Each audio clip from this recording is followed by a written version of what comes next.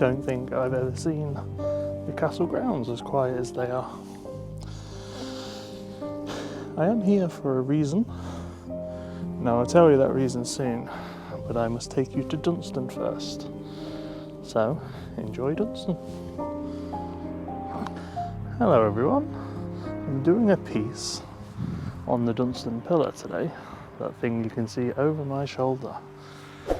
Now, it's fairly interesting how it came about. It was said to be the only land lighthouse in the whole of the UK at one point, and I can't think there's too many more these days. It was commissioned by Francis Dashwood. Now, he was one of the most infamous figures of the 17th century.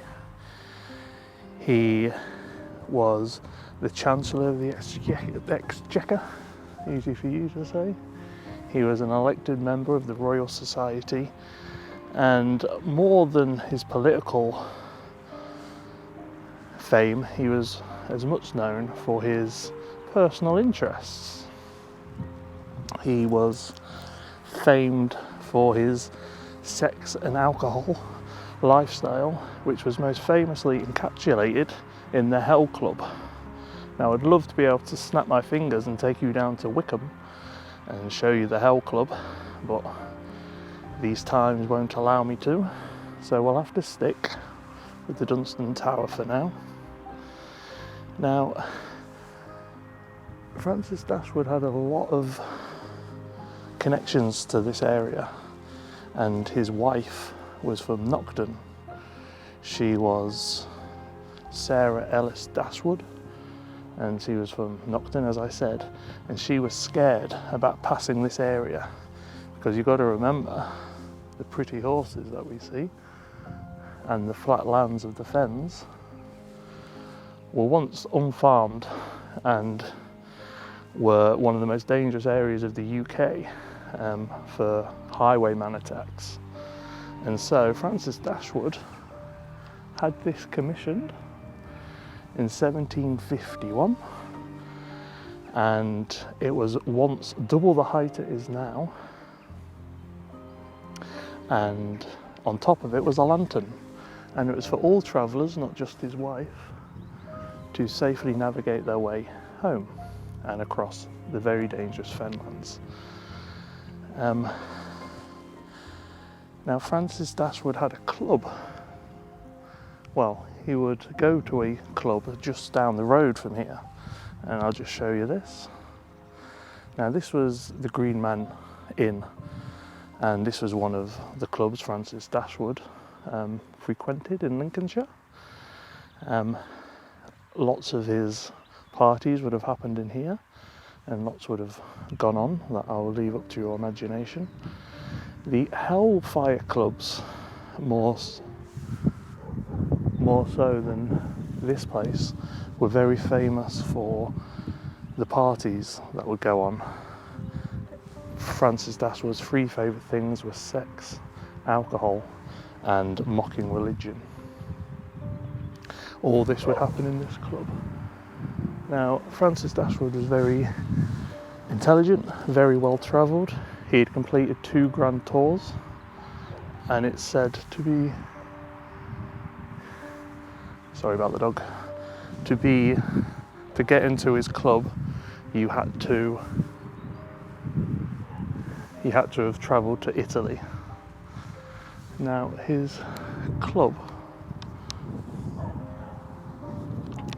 would be people obsessed with the Ottoman Empire and well travelled, rich, and in the caves of Wycombe, which is where his HellFire Club took place, they would all dress up in turbans and have the most expensive whores in the UK.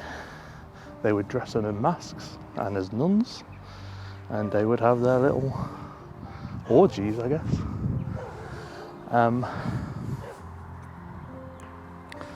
Now, in 1808, there was a storm in this area, and the lantern that stood on top of the tower blew out, and it wasn't as needed for travelling as it was then, and so they put a statue of George III on top.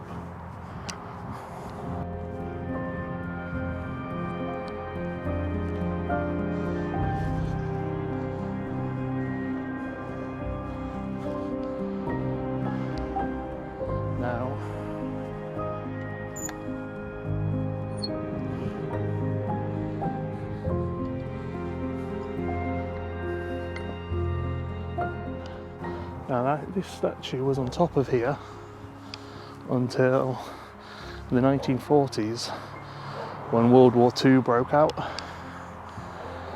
and they moved it here. So where I was in Dunstan, I've come here because the dog was getting a bit loud for me. Where I was in Dunstan, over my right shoulder, about 200 yards, well, a bit more, 500 yards, RAF Colby Grange stood during Second World War. As I've said in many of my other videos, Lincoln had over 60 RAF bases, and Dunstan Tower, being at nearly 100 foot, was too big. It was right in the way of the old watchtower. A side note, the Colby Grange watchtower is incredibly haunted, and there's a good ghost story to it. And I was asked by somebody that watches my videos to do RAF ghosts as a topic. I wasn't asked, I was suggested, I guess, which I probably will do. I'll do that in October, and that will feature in that. I'll do that for Halloween. But the tower was pretty much obsolete and became just a folly from 1808, and there was a statue erected of King George III, who was the king at the time, and that replaced the lantern pretty much. Now, the tower needed to be certainly lowered in height, so they lowered it in height, and they had nothing to do with the old statue, the quite big statue of King George III. And if you were ever in the castle grounds, which today are very quiet, and you notice King George III, there he is. Bear in mind, that's just the bust. That's pretty damn big. That is why King George III is now in the castle grounds in Lincoln. He was put there when the tower was shortened. His bust has been in here since the Second World War. I don't actually know that, but that's when it was taken down.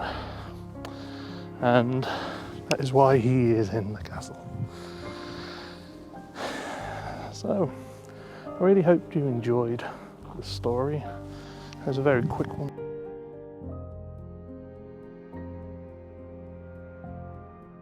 Hey everyone, I'll just say goodbye quickly on here. Thank you all so much for watching. I hope you enjoyed the video, and have a great evening. Thanks again, bye.